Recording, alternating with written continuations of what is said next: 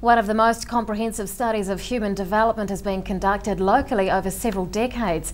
Now it's forming the subject of a new public exhibition, and Toitu Otago Settlers Museum curator Sean Brosnahan joins us to explain. Good evening. Hello, how are you? Good, thanks. Now tell us about the Dunedin Study.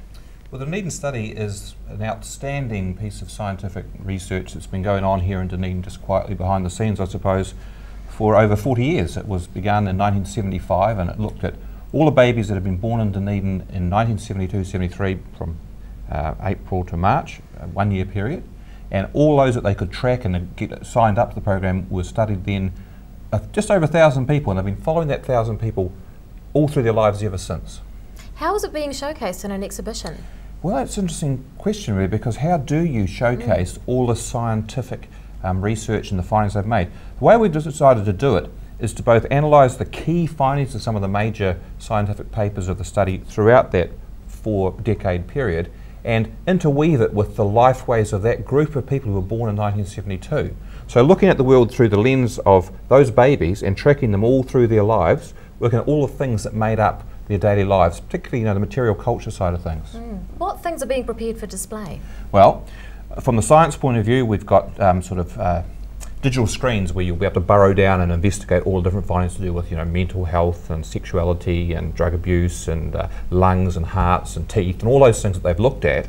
But complementing that, we have room sets. So if you were born or lived through the 70s, 80s, 90s and 2000s, you'll be able to look at these room sets and they'll be full of the material culture of everyday life in that period. And we think it's going to have a very strong nostalgia pulse. Well, that's certainly the way I've been experiencing it and developing it.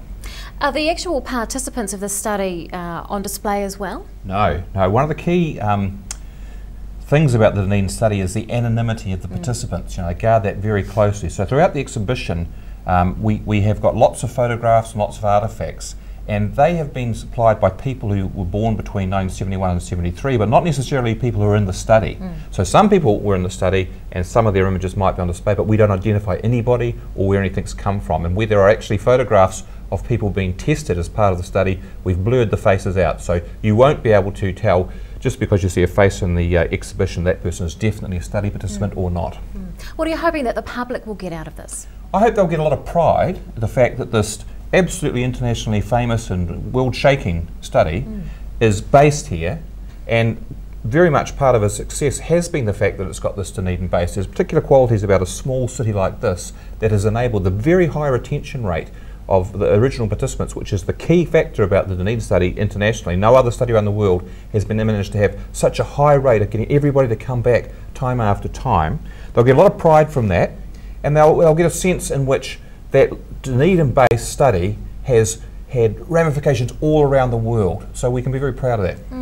What was the most challenging part of putting this project together? Probably working out a way to make the science sort of pump for ordinary people, so that we nestle the science amidst the lifeways. I think that was the key to sort of cracking how we could present this story. Are you expecting the study participants themselves to pop in and check it out? Oh, I certainly am, although we won't necessarily know who they are. We found that as we develop this exhibition, we can't move into Dunedin without tripping over people who are in the study or people who are related to people in the study. Every time we go anywhere to do anything, oh yeah, so-and-so's in that study. I know, so people know a little bit about it, but they don't know enough, so we're hoping to add to their knowledge. When will it be open to the public? Saturday week, so I think it's the 19th, is it? Is it 19th of March? So just a couple of weeks, we've got a little bit more work to do to put it all together, and then we open it up and it'll be up for a year. A year? That's plenty of time to get in and see what's going on. Sean Brosnahan, curator from Toitu Otago Settlers Museum, thanks very much for your time.